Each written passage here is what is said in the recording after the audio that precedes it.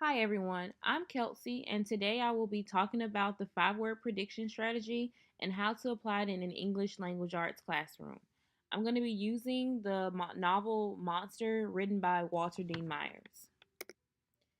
The 5 word prediction strategy is broken into 6 steps.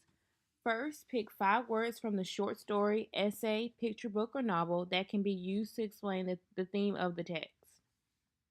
Second, be sure to display the words in a place where the entire classroom can view the terms. Third, please take into consideration that some students aren't familiar with the terms or that they may need a refresher, so go over the terms thoroughly. After you've reviewed the terms, challenge your students to write a paragraph using the terms correctly. The paragraph should predict what is to come. Always encourage your students to share their predictions with the class. At the completion of the text and or lesson, students should write a summary using the same 5 words as before. Have you ever been accused of wrongdoing? Well, Harmon was. The story of Monster is written in screenplay form and tells of what Steve endured leading up to his trial. It also uses flashbacks to give a full depiction of Steve's life in his neighborhood. I listed some of the Alabama standard objectives that could be used when teaching this text in an 8th grade classroom. The cast. First, we have Steve Harmon. He is a high school student who is accused of being a lookout during a robbery gone wrong.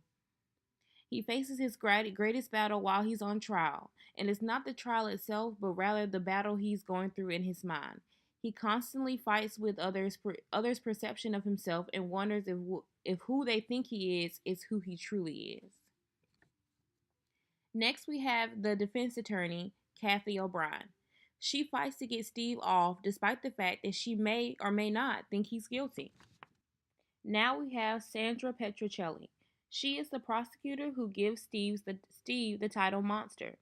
She seeks to prove that Steve, Bobo, and King deserve to rot away in jail for the rest of their lives. Next, we have the bad boys. First, there's King. He is a thug that loves to take the easy way out. Steve once admired him, but through the trial, he has begun to realize King was no one to look up to. Then there is Bobo, who has been arrested for a number of different crimes and is considered a rat looking for a plea deal. He admits he was there and swears that Steve was too, but can we believe him? Lastly, we have Cruz, who on the street is a big tough guy, but in court he says the other three forced him to be a part of the robbery. Then there's Mrs. Harmon. Mrs. Harmon believes Steve is innocent to the very end. Mr. Harmon, not so much. He feels he doesn't know his son anymore.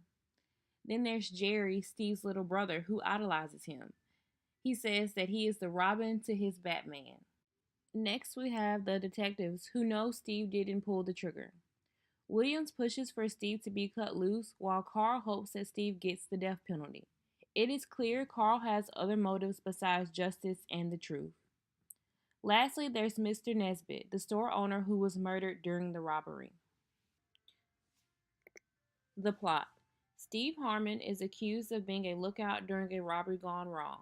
While in jail, Steve decides to journal about the events in hopes he can cope with the circumstances.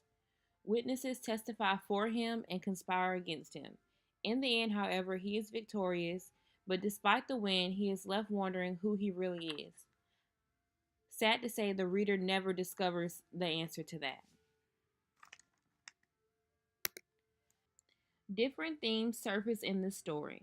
Lie and deceit. The depth that people will go to free themselves or the ones they love or the ones they hate. Betrayal. It is evident because characters in this text turn on each other to free themselves. Bolden betrays Bobo. Bobo does the same to Steve, and even Steve tries to distance himself from those he used to admire. Family. The beauty of family is shown through Steve's relatives. Even though some don't believe his innocence, they still root for him in the courtroom every day. Fear. The characters all in some way fear the unknown. Steve fears his fate, guilty or not guilty. O'Brien fears that she will lose the case. Mr. Harmon fears his son is guilty. Then we also have isolation. Steve is constantly alone, physically, mentally, and emotionally. But sometimes being alone is better than befriending those who wish to hurt you.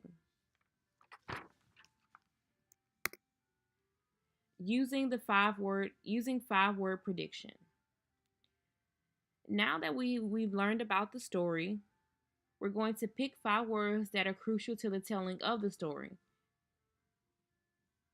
Be sure that they are all visible to everyone.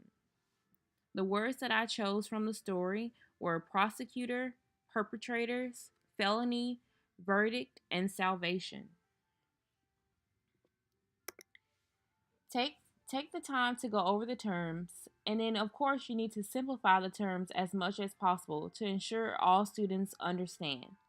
So instead of saying the definition of prosecutor is a person, especially a public official who institutes legal proceedings against someone, you could say a lawyer that seeks to prove a person is guilty of a crime.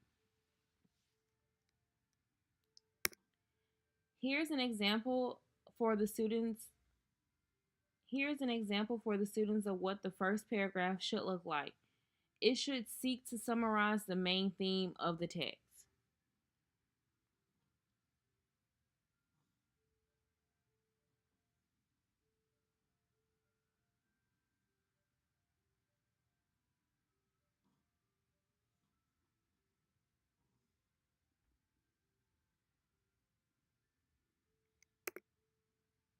And this is what the summary should resemble at the conclusion of the lesson.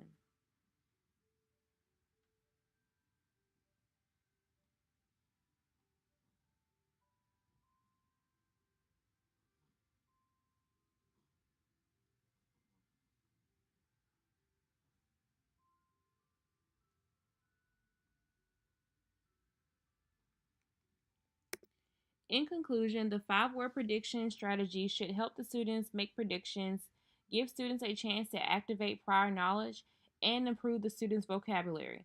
And of course, it should be used to get the students engaged in the text.